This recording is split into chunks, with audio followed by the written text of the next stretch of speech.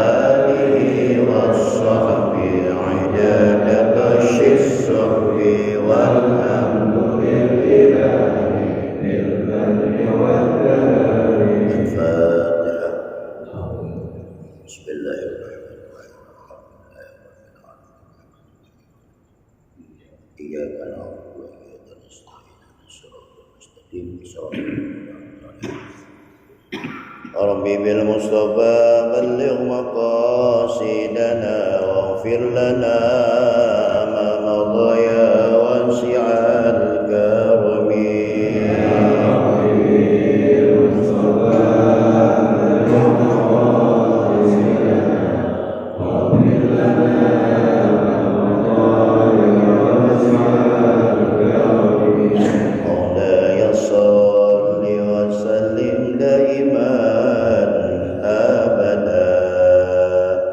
على حبيبك خير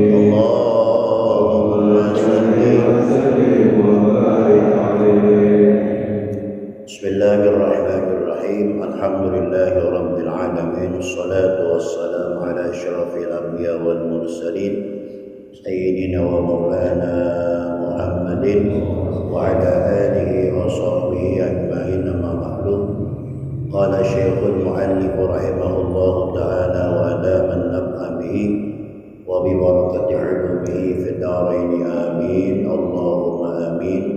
اللهم ألهمنا علما أفقه به أوامرك ونواهيك وارزقني فهما أعلم به كيف أناديك برحمتك يا أرحم الراحمين.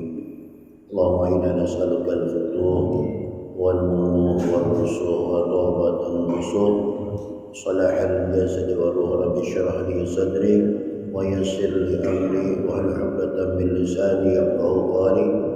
سبحانك لا علم لنا إلا ما علمتنا إنك أنت العليم الحكيم. ولا حول ولا قوة إلا بالله العلي العظيم. Alhamdulillah, kembali bersyukur kita panjatkan kehadirat Allah Subhanahu wa taala.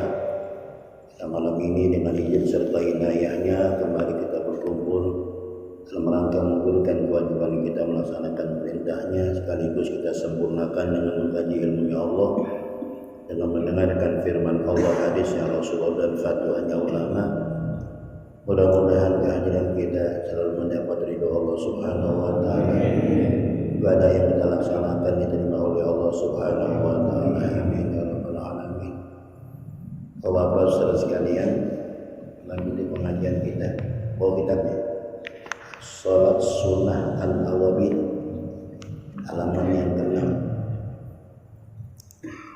Apa sih al-awabin? Al-awabin itu hanya kembali kepada Allah di tengah-tengah masih sibuknya manusia. Ada yang di jalan, ada yang di stasiun, ada yang kerja, macam-macam. Ya, kesibukan duniawi ya. Tapi ada seseorang atau ada satu golongan yang mereka memang ditakdirkan oleh Allah. Mereka selalu berada sebelum sholat maghrib sudah ada di rumah. Nah, untuk menyempurnakan ibadah-ibadah yang wajib, ya, kita laksanakan juga waktu untuk melaksanakan sholat sunnah awabin.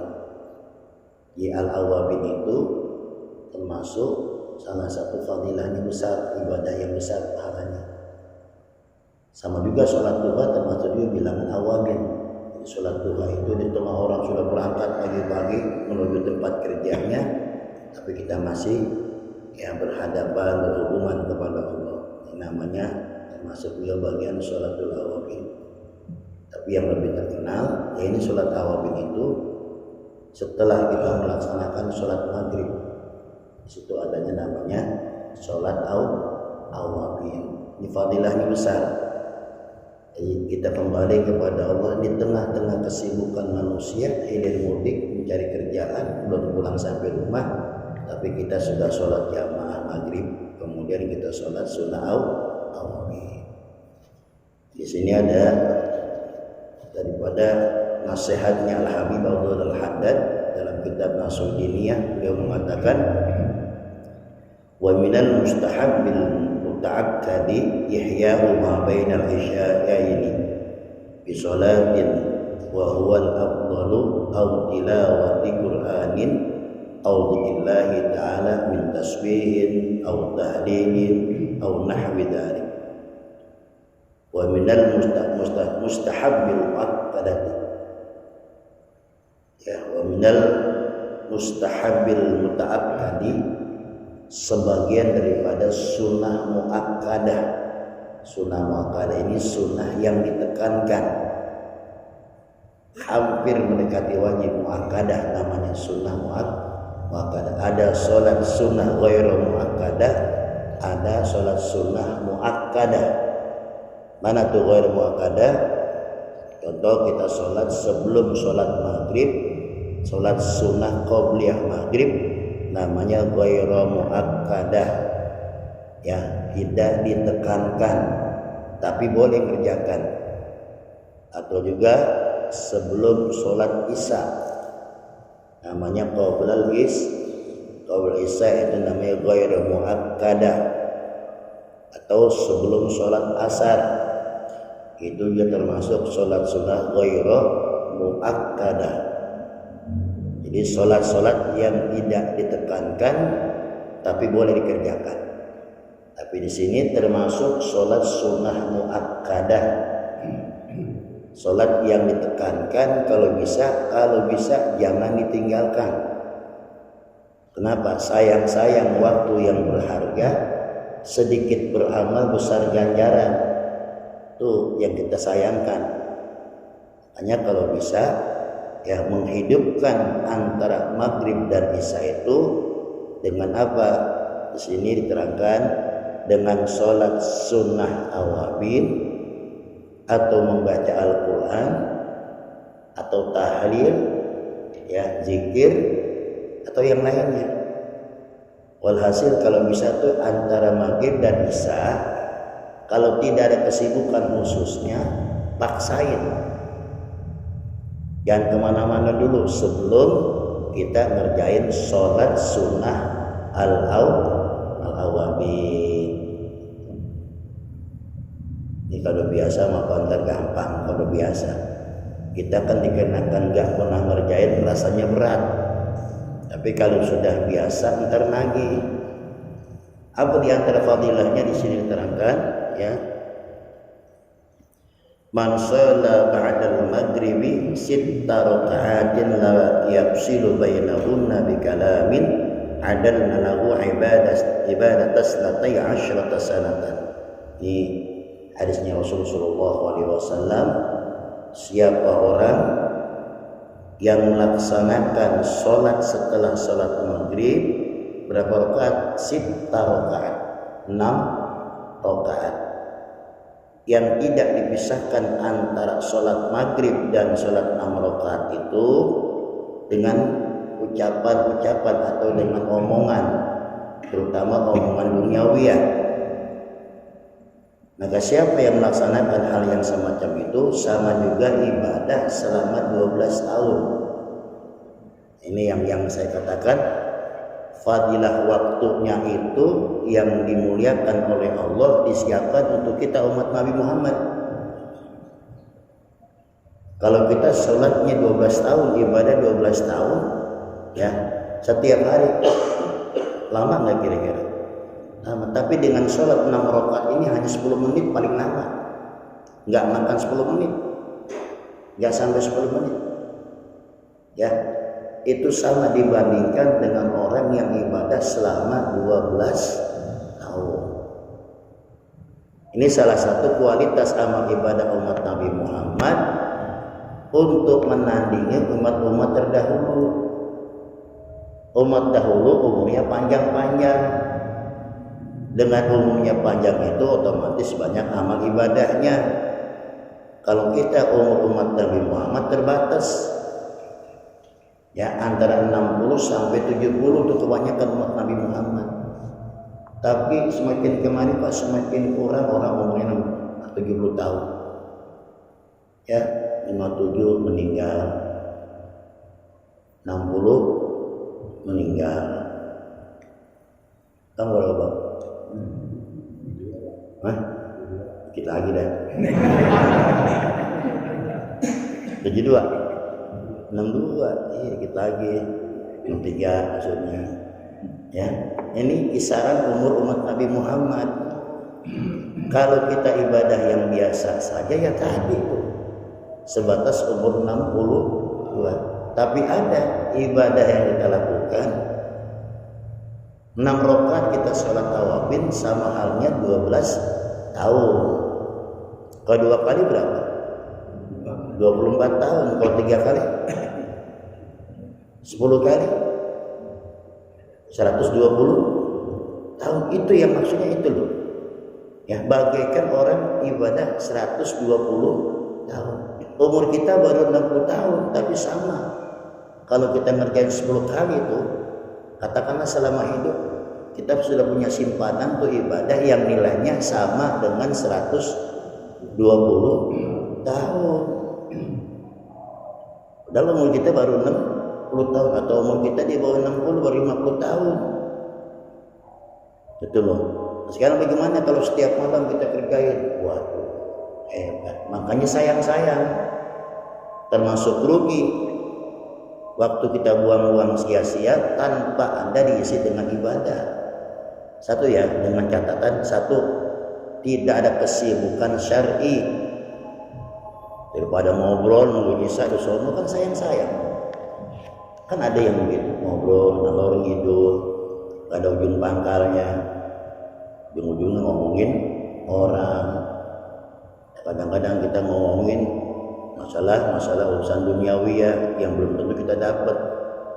Tapi kalau makan kita sisakan dulu waktu itu loh.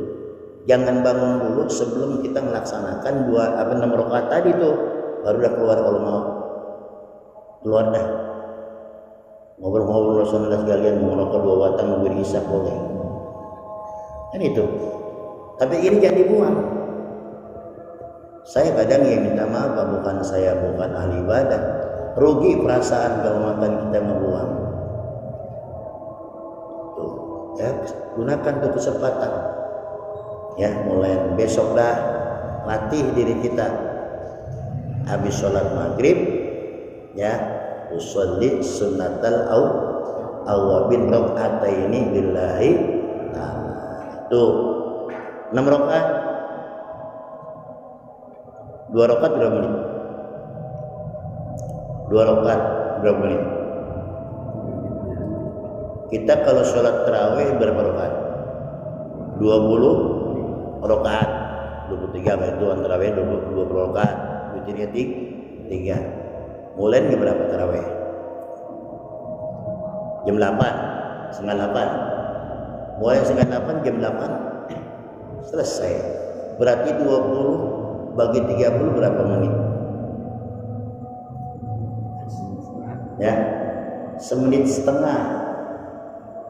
Kita sama doa Muhammad baik lagi. Ya, berarti kan sebentar. Kalau 20 rakaat setengah jam kita kerjakan, berarti 1 menit setengah 2 rakaat. Nah sekarang dikali 3, nggak 10 menit kan?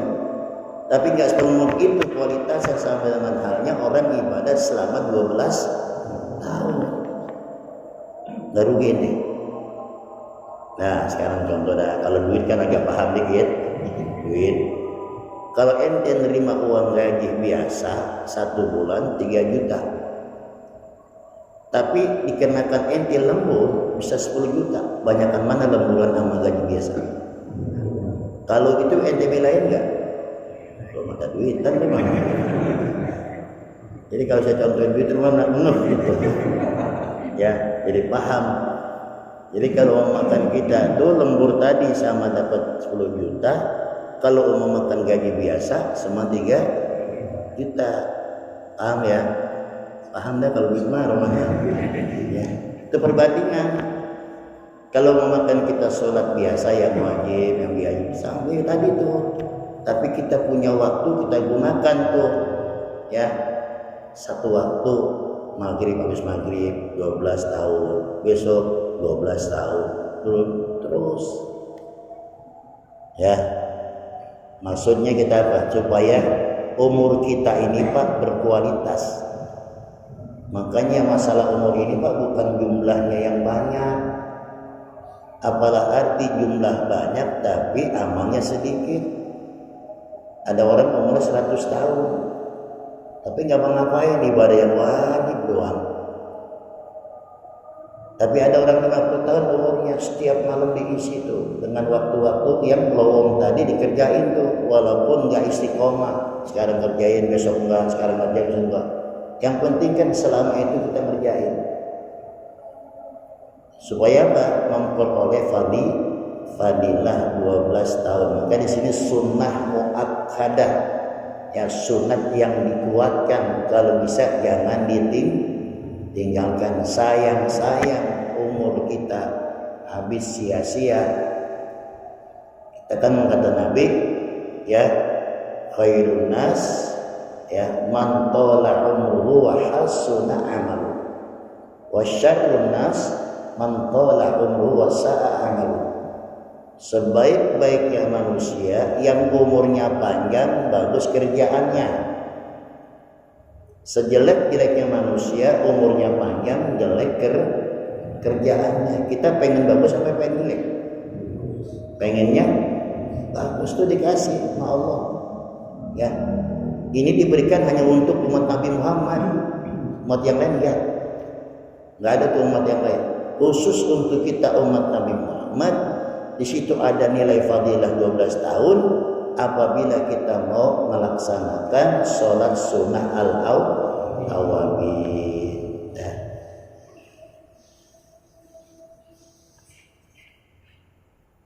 Atau di lain hadis yang lain, ya, Nabi bersabda, anna man shalla bainal maghribi wal isya'i 20 raka'atan banallahu lahu baitan fil jannah. Siapa orang yang mengerjakan 20 rakaat salat awabin, maka Allah akan bangunkan istana di surga. Mohon mana? Mohon yang mana kita ambil? Pengen istana apa pengen 12 rakaat tadi? 12 tahun. 6 rakaat bagikan 12 tahun, yang mana kita ambil?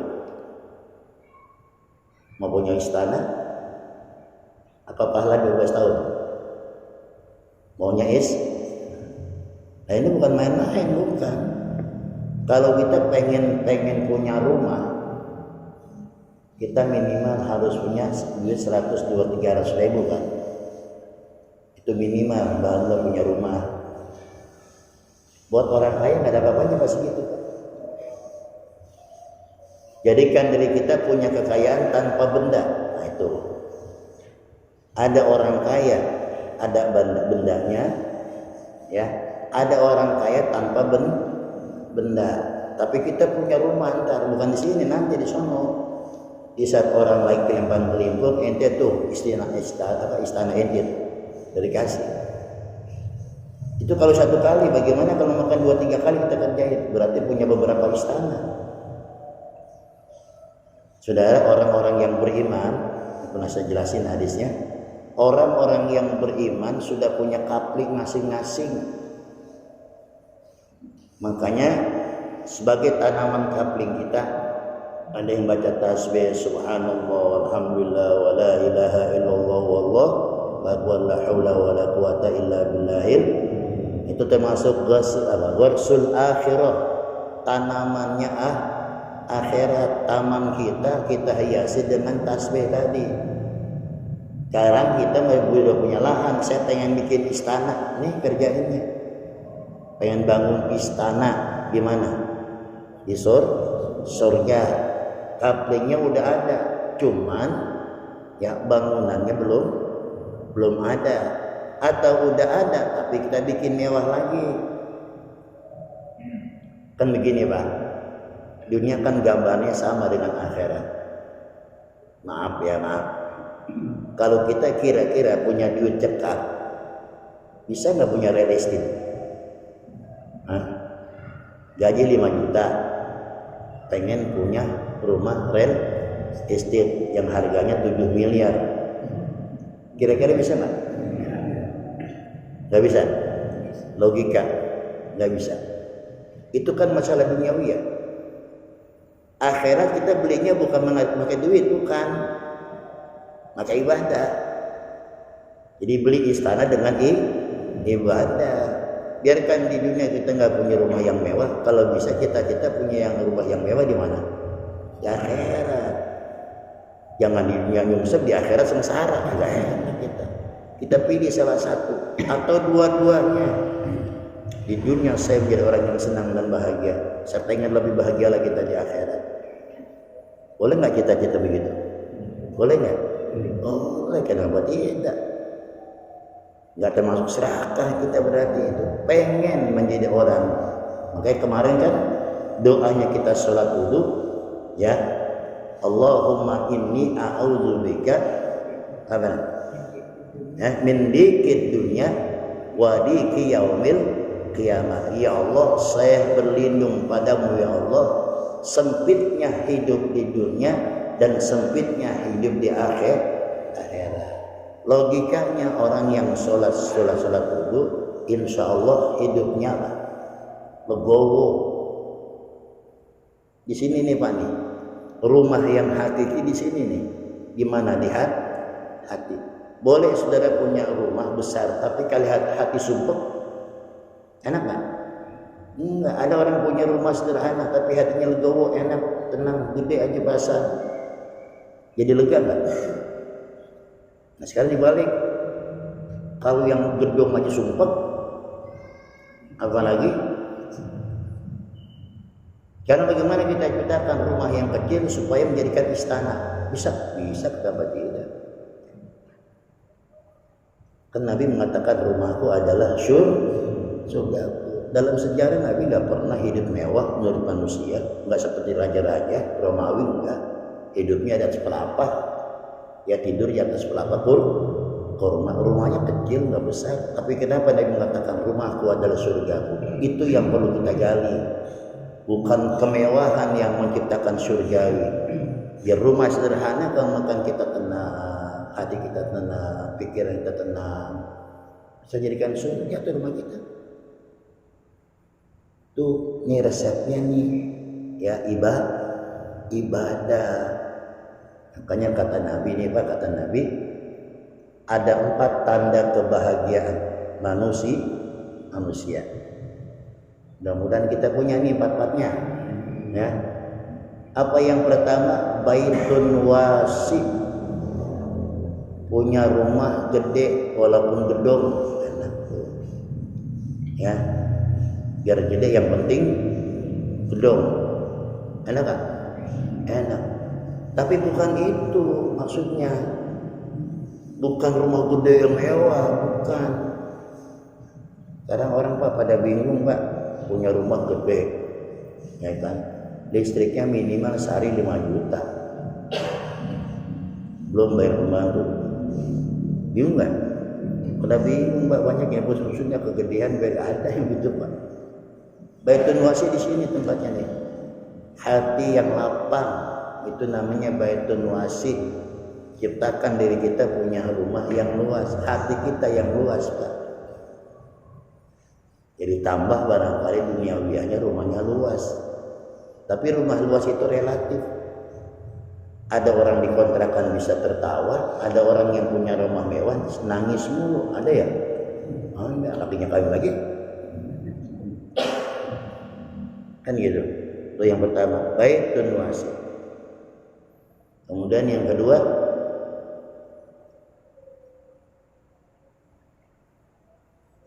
markabul hani,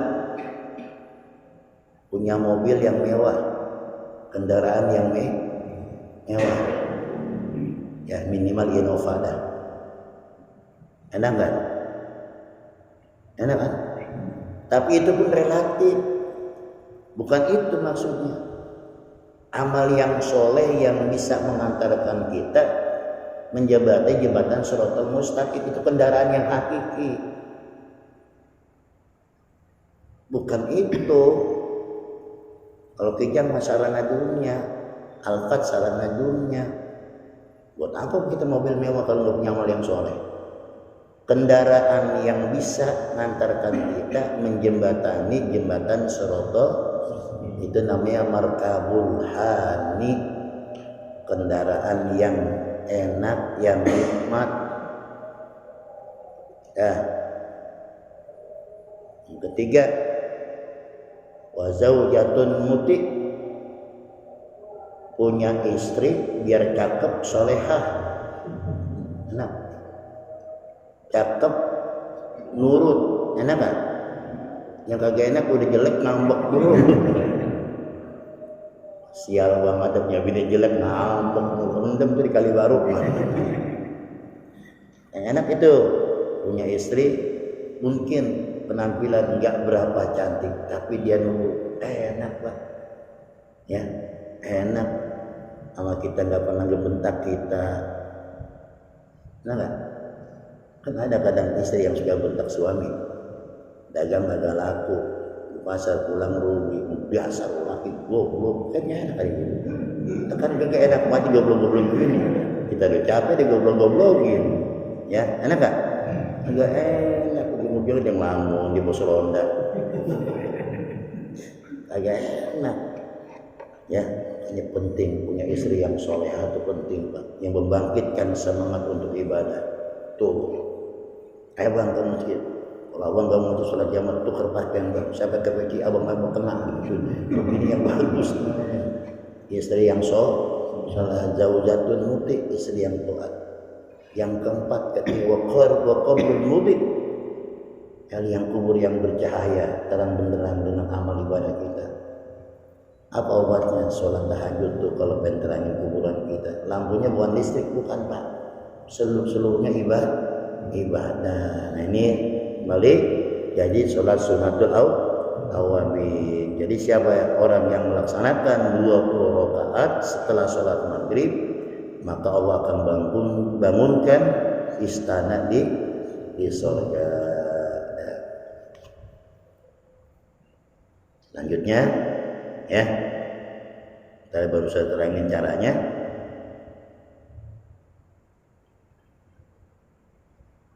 Dalam nasihat yang lain, ya hadis yang lain, man ahabba ayyahfadallahu alaihi imanahu fal yusalli rak'ataini ba'da sunnatil maghribi yaqra'u fi kulli rak'atin fatihatal kitab wa qul huwallahu ahad sitta marrat wal muawwiyatain marratan.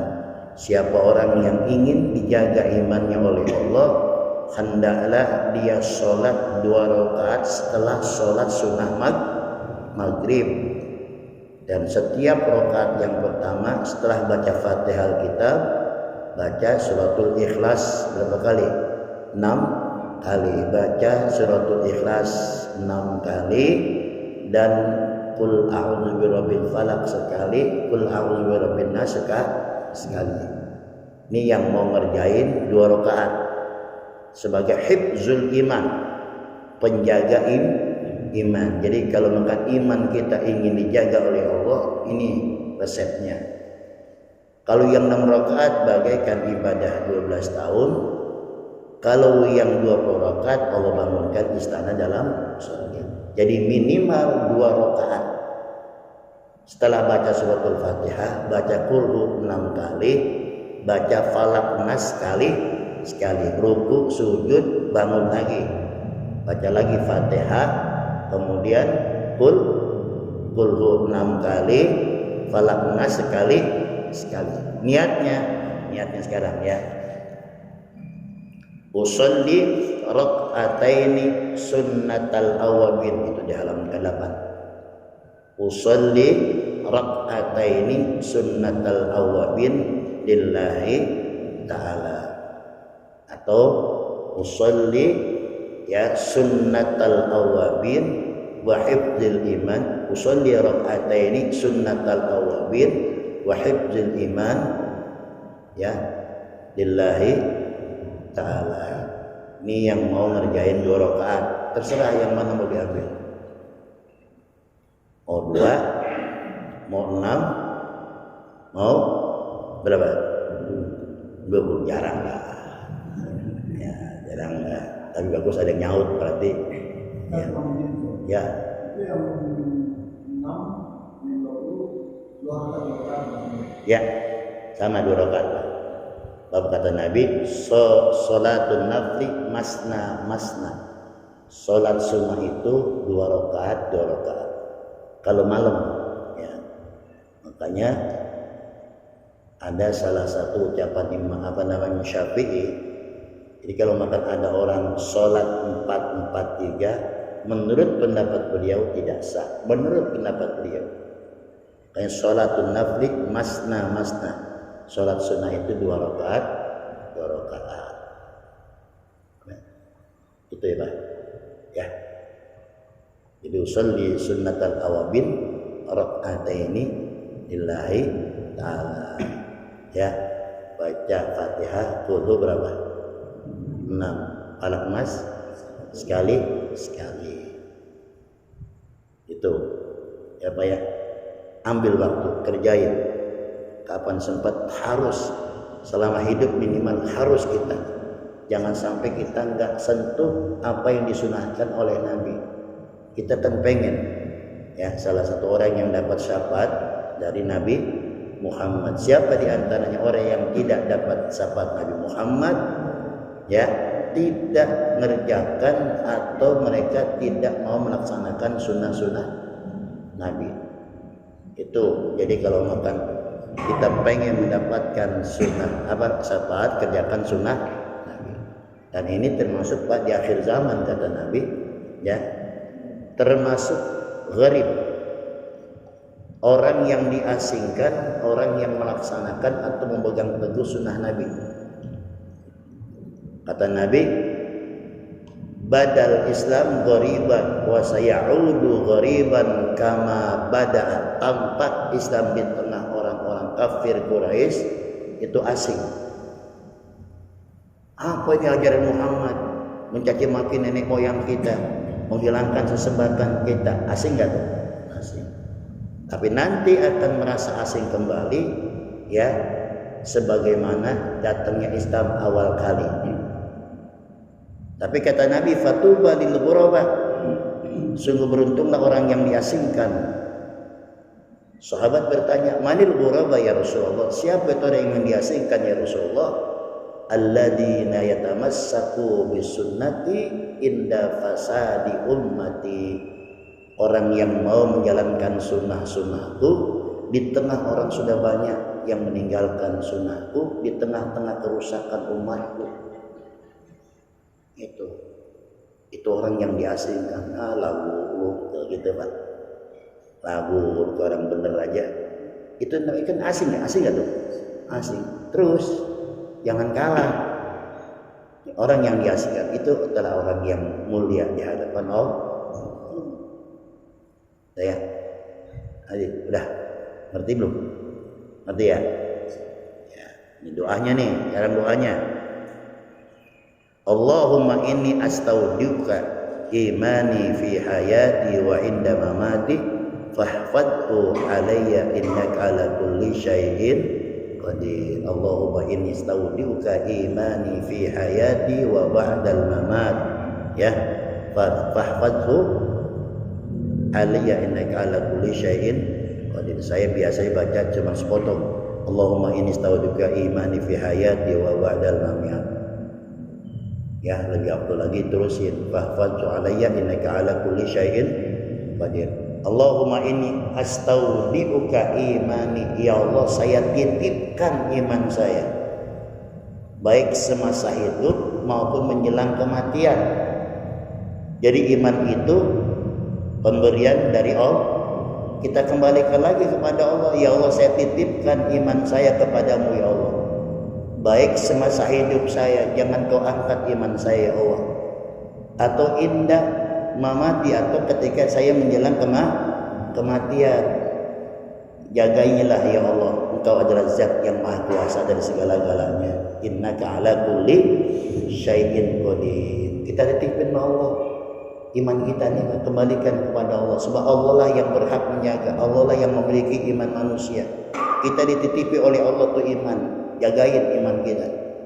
Nah, kita titipin lagi ya Allah. Allahumma inni astaudiuka imani fi hayati wa ba'dal mamati fahfadhu alayya innaka ala kulli syai'in qadir.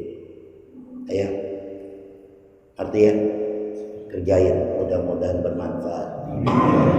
Insyaallah pada minggu akan datang kita bahas masalah sholatul hadiyah. Sholat tarawih kita tinggalin dulu, ya. Insyaallah kita akan bahas sholat sunnah hadiyah. Nah ini aja.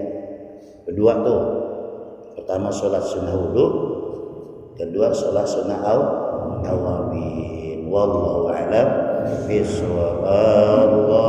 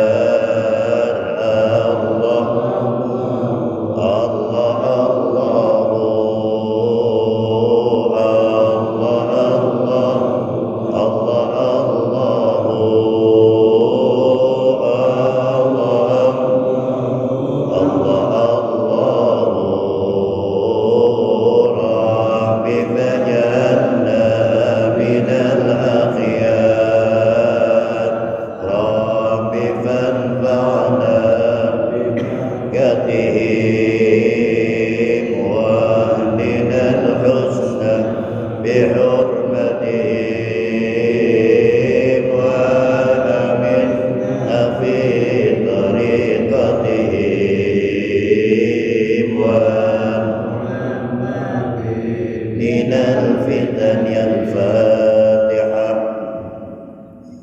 بسم الله الرحمن الرحيم. إياك نعبد وإياك نستعين اهدنا الصراط المستقيم صراط الذين أنعمت عليهم غير المغضوب عليهم ولا الضالين. بحق الفاتحة وسلاس الفاتحة ربنا وهو الخير واجعلنا من أهل الخير واختم لنا بالخير فإنك ولي كل خير ودافع كل خير اللهم اجعل أولادنا وذريتنا وتلامذنا من أهل العلم والخير ولا تجعلنا وإياهم من أهل الفقر والجهل والضيق دوام بها سبحانك اللهم وتحية بها سلام وآخر دعواهم الحمد لله رب العالمين.